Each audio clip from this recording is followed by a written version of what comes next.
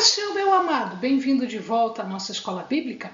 Nós estamos estudando o livro de Gênesis. Então pega a sua Bíblia, pega o seu caderno de estudos. Ora o Senhor, pede a Ele discernimento, entendimento, conhecimento, sabedoria. Pede a Ele proteção para que nós possamos desvendar dos seus mistérios.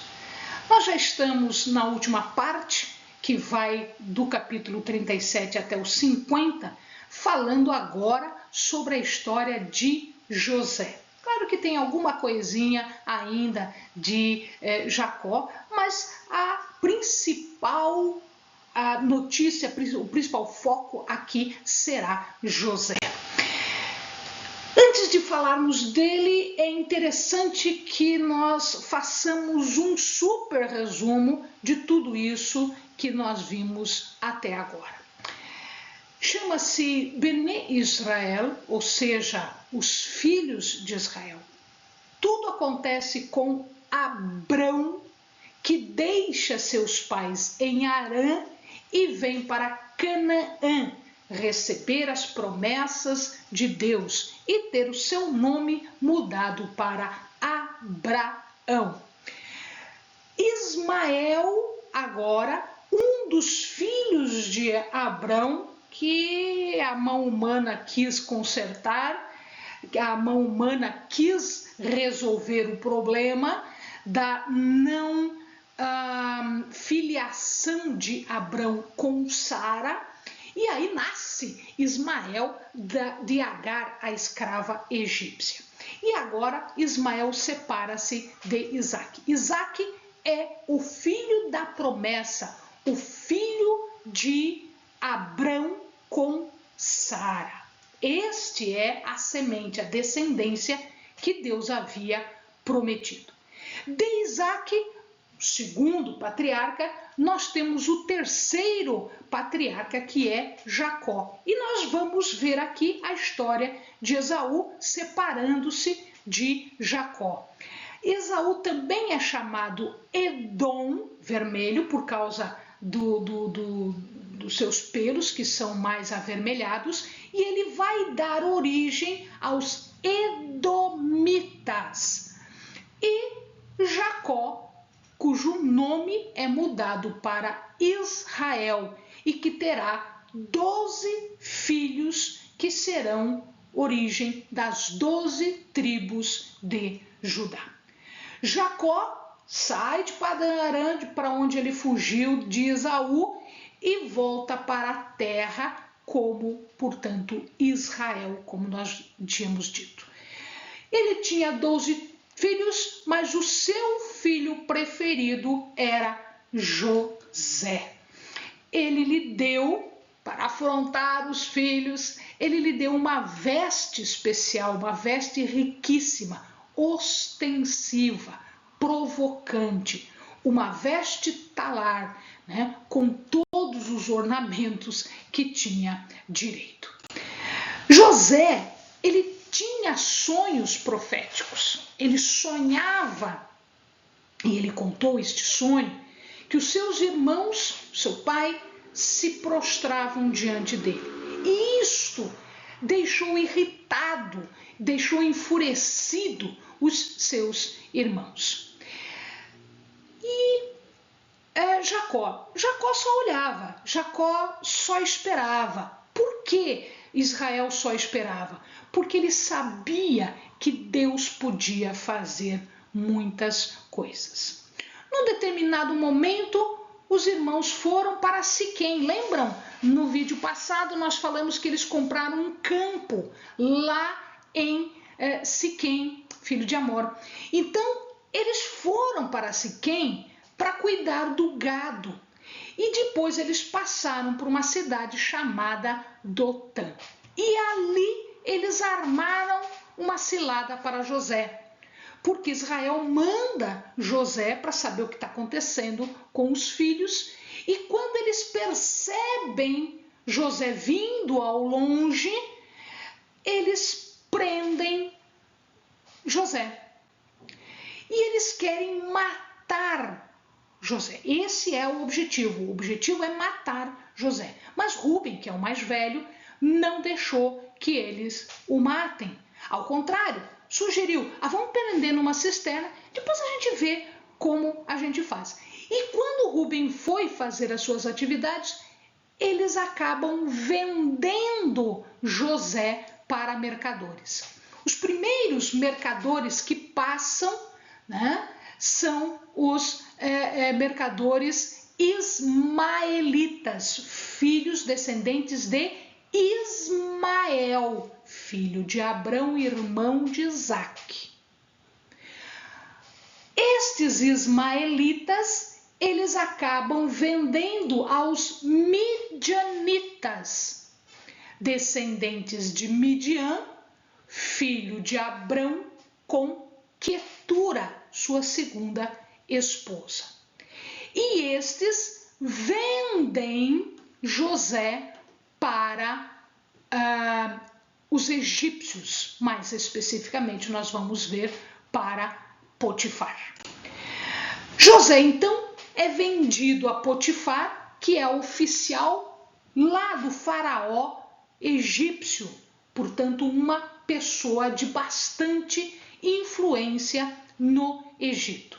O preço que eles pagam são 20 moedinhas, destas moedinhas que o amado está vendo aqui e que se chama siclo. É um siclo de prata. Então, eles pagam 20 ciclos de prata aos irmãos de José. Este é um preço típico de um escravo. Cada ciclo valia 12 gramas, era feito de 12 gramas de prata.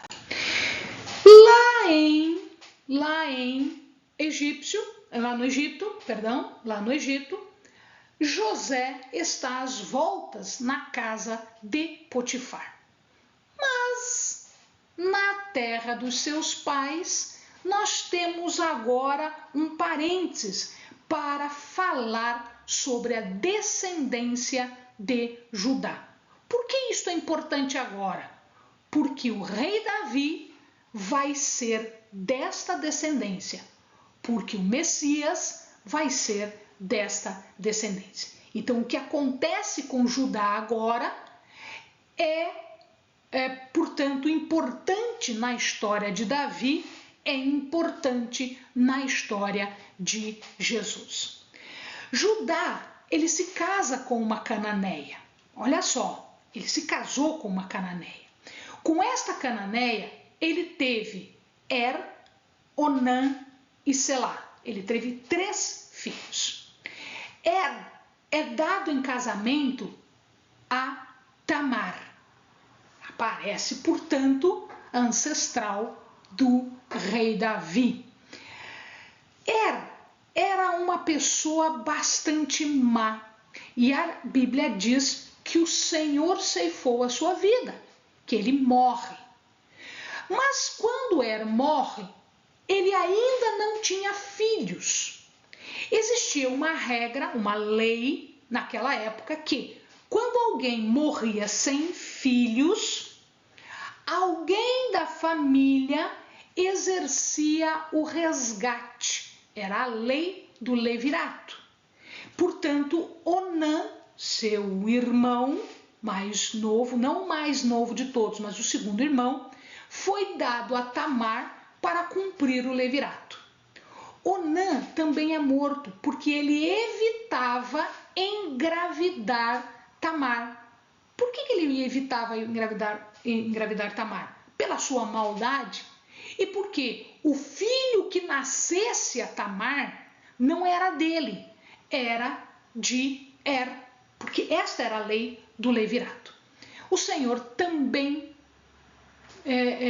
o ceifa, também morre Onã. Morto e morto Onã, ficou Selá. Judá tem medo de dar Selá em casamento a Tamar, porque ele tinha medo que Selá também morresse. Quando a esposa de Judá morre, ele vai, logo depois da morte, um tempo depois da morte, ele vai, como ele sempre ia, para Timna. Lá em Tímina ele fazia o quê? Ele ia ter com as ovelhas, ele fazia a tosquia, a coleta da lã das ovelhas. E ele foi para lá. E ali Tamar ficou sabendo que Selá já era adulto, não tinha sido dado e ela estava em casa sem gerar filhos e envergonhada, porque não ter filhos naquela época era um sinal de opróbrio, era um sinal de vergonha. Então o que ela faz? Se ela fica sabendo disso, ela se disfarça, se bota à porta de uma estalagem e quando Judá passa, ela seduz Judá. E Judá, solteiro agora, né, o viúvo agora, ele acaba tendo relações com Tamar. Para pagar, como ele estava sem dinheiro, para pagar, ele lhe dá como garantia o que nós chamamos de penhor, é uma garantia. Um cordão, que era o selo de Tamar, que era por onde se reconhecia Tamar, e o cajado, que também era por onde se reconhecia Judá. Ou seja, ele deixou para ela sinais e penhores, garantias de que ele, Judá, estava ali absolutamente reconhecido, que ele, Judá, iria pagar pelo trabalho de prostituição de Tamar. Mal sabia ele do que ele estava se metendo. Quando ele procura Tamar, ele, o amigo dele, procura Tamar para pagar e recolher os seus penhores, ela não está mais ali. E ele esquece essa história. Um pouquinho depois vieram contar para ele, olha, Tamar está grávida. Tamar está grávida. E aí, como é que Tamar está grávida? Ela adulterou, porque o casamento ainda estava vigente. Selá deveria prosseguir no casamento. Então, ela adulterou. Se ela está grávida, os dois estão mortos e Selá não foi dado, significa que ela adulterou. Judá, muito irritado, vamos puni-la conforme a regra determina. Qual é a regra? Ela será morta, ela será queimada. Então, por conta do adultério. Neste caso, Tamar fica quieta, não fala absolutamente nada e, ao ser recolhida para a execução da pena, ela pega o selo, pega o cajado e diz, reconhece por favor, de quem é isso? Quando ela faz isso, Judá cai em si. Ele cai em si e diz, ela foi mais justa do que eu. Eu não quis passar para o meu filho por medo, mas ela resolveu o problema de honrar a família e de dar descendente ao meu filho, aos meus filhos mortos. Essa expressão reconhece é a mesma expressão que quando José foi vendido, eles enganaram o pai, Jacó, Israel, dizendo que ele foi morto. Porque eles ensoparam a veste, que era tanto orgulho, de José, com sangue de animal, e disse, reconhece, por favor, de quem é isso. Então foi um tapa na cara de Judá, porque agora Tamar estava fazendo, reconhece de quem é isso. É a mesma expressão que é utilizada lá, agora é utilizada aqui. Judá tinha uma única forma, era só ele que poderia salvar, porque mais ninguém sabia disso, só ele e Tamar. Ou ele salvava a vida de Tamar, ou ele mantinha a sua honra.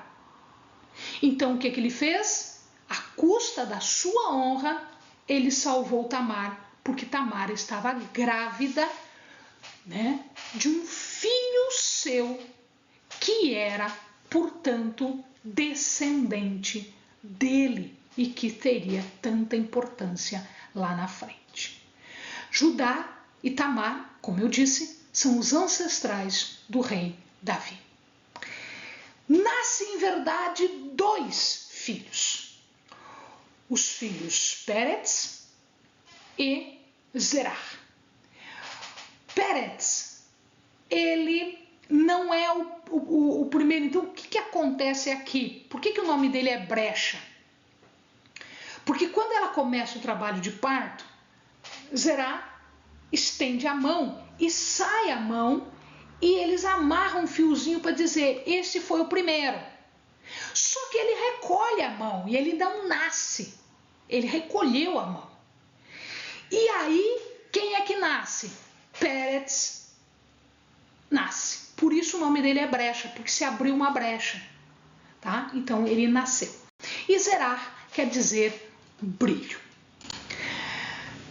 Neste meio tempo, José estava no Egito. Então nós já conhecemos a história dos descendentes de Judá e já sabemos onde é que isso vai dar. Vai dar em Davi, vai dar em Jesus.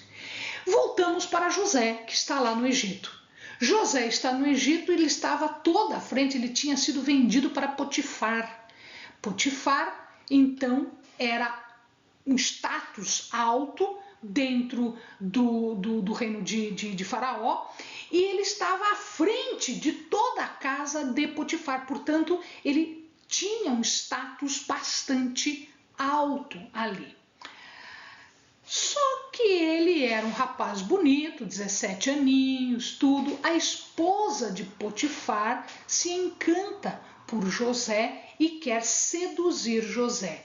E José se desvia, até que num determinado momento ela agarra a capa de José, rasga suas vestes e diz, este que você pôs dentro da nossa casa tentou me violar. Potifar, imagina-se, não estava muito bem convencido disso. Por quê? Se ele estivesse convencido dessa história, o resultado seria a morte de José. José deveria ser morto nesse momento. Mas Potifar, imagina-se, não estava muito bem convencido disso, então em vez de matá-lo, ele coloca no cárcere.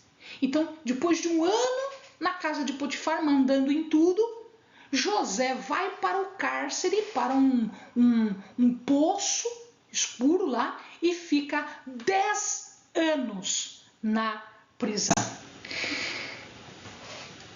Agora, o que vai acontecer? 2 altos funcionários da corte egípcia se metem em confusão. O mordomo-chefe ou copeiro, né, que era responsável por tudo aquilo que o rei comia e bebia. Ele tinha a responsabilidade da vida e ele estava face a face com o faraó. E o padeiro, que era responsável pela confecção da comida.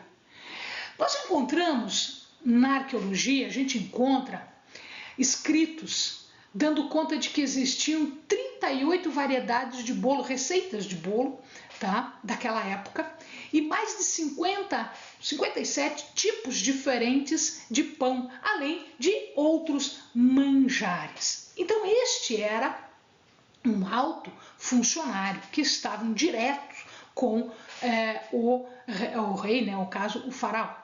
Acontece que eles andaram em confusão, eles foram postos em cárcere junto com José. E cada um deles teve um sonho diferente e eles contam para José este sonho. Contando este sonho para José, José explica os sonhos tanto do padeiro quanto do copeiro. Então, o padeiro vai ser morto e o copeiro vai ser restaurado. E ele fala, olha, quando estiver lá diante de Faraó, lembra de mim. Ele não pede para Deus livrá-lo, ele pede para o copeiro livrá-lo. Isso resulta em que José é esquecido por 10 anos no cativeiro, né, no cárcere, porque ele não pediu ajuda para Deus, mas ele pediu ajuda para uma pessoa que estava diante de Faraó. Amém, amados? Bons estudos.